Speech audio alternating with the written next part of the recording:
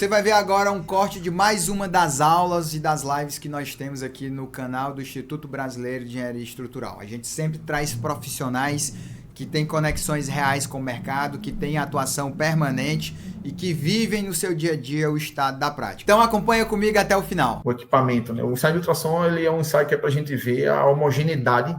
A esclerometria tu vê a superfície, parte superficial. E a zona de influência da esclerometria ali é uma profundidade de no máximo 2 centímetros. Mas o ultrassom, você consegue ver dentro da tua peça massiva. Gera-se uma onda ultrassônica e se o concreto está homogêneo, a onda passa rápida. Se o concreto tem alguma heterogeneidade, vazios, essa onda ela vai passar de uma forma mais lenta. Então, velocidades altas, concreto homogêneo. Velocidades baixas, concreto heterogêneo com suspeita de vazios. Também, a reboque, se utiliza o ensaio de ultrassom para a gente ver profundidade de fissuras. Eu vou pincelar com vocês aqui alguns casos práticos de aplicabilidade, né, e de leitura desse ensaio de ultrassom. Então, ensaio simples, né, interpretação, ela é um pouco complexa, tá? Por quê? Porque muitas vezes você tem uma série de dificuldades dentro do próprio ensaio de ultrassom, como, por exemplo, tem barras de aço, né? Tem alguns outros materiais intervenientes. É um aparelho que ele é um pouco delicado, então, às vezes, você tem um problema de conectividade nele, né, nos cabos coaxiais dele, entendeu? Então, você tem uma certa complexidade. Uma coisa importante, né? Tanto o ultrassom quanto o ensaio de esclerometria são ensaios interessantes para serem analisados de forma comparativa, né? Como assim, João? Você tem uma área que está suspeita de investigação e tem uma área que está sã. É uma área que você não tem nenhum tipo de suspeita, é uma área que a qualidade é boa. Então você faz a esclerometria naquele local, ou ultrassom naquele local bom, e você vem e faz a sua análise nesse local que está com uma suspeita ou com assim, uma dúvida, né, com algo duvidoso. Então, você faz essa análise, você consegue fazer assim. Aí, dessa forma, é um tipo de abordagem interessante para os ensaios não destrutivos. Não é eficiente para detectar falhas. Baixa correlação com compressão também, apesar de que a gente tem estudos que conseguem mostrar essa correlação e tem influência de muitas variáveis, né? Agregado, barra de aço, né? E a própria norma do ensaio de ultrassom, ela te permite fazer 3 tipos de leitura. Eu vou mostrar isso mais à frente.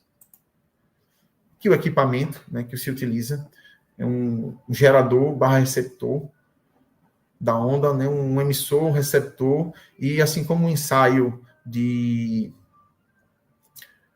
esclerometria, você tem um padrão onde você faz lá a leitura. Então, o emissor emite um pulso, e esse é recebido no receptor, e você tem um valor padrão ali de velocidade de propagação da onda ultrassônica.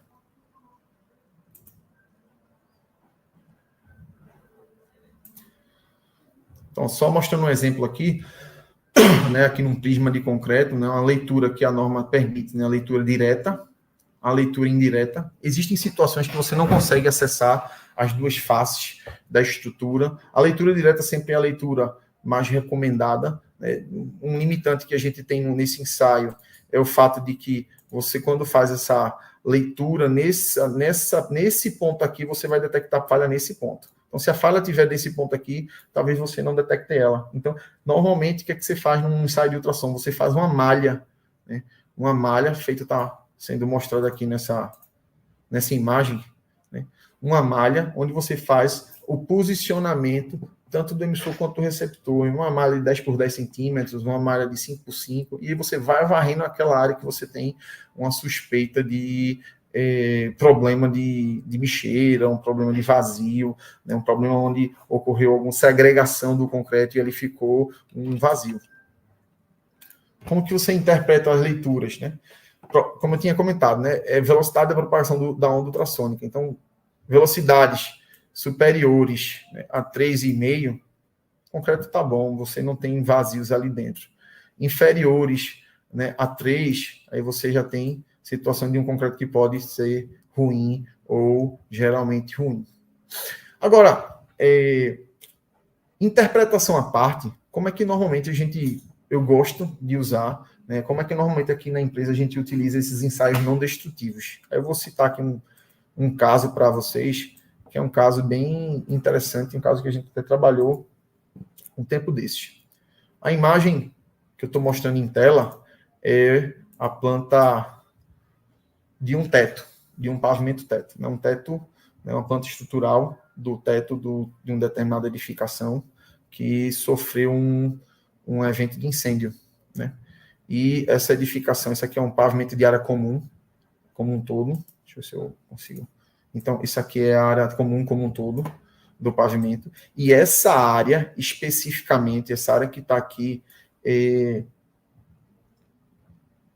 sublinhada, né, que está aqui, essa área que está destacada aqui no vermelho quadrante, nesse quadrante vermelho, foi a área onde foi o foco do incêndio. Toda essa outra área aqui não teve nenhum sinal de incêndio, né? O incêndio ele ficou restrito a essa área aqui.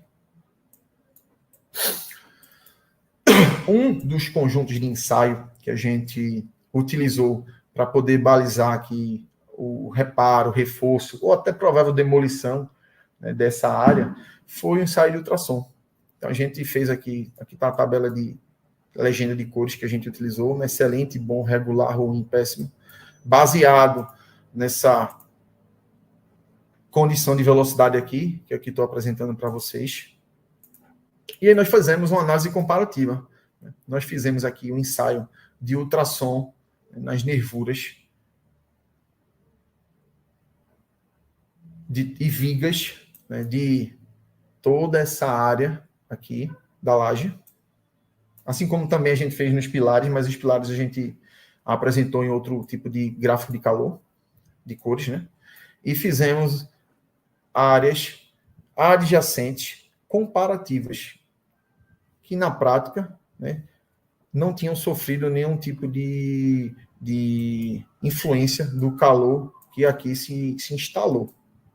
E aí você veja que, de fato, a área afetada, a área que não foi afetada, né, pelo incêndio, ela apresentou velocidade de propagação da onda ultrassônica excelente, e a área afetada apresentou velocidade de propagação da ultrassônica regular e alguns pontos ruins. E alguns pontos também apresentou ali excelente. Então, assim, quando a gente tem um evento de sinistro, né, desse gênero, a condição da peça ela é muito heterogênea, porque o fogo em si ele vai ter o foco, né, no local onde ele vai ter maior combustão.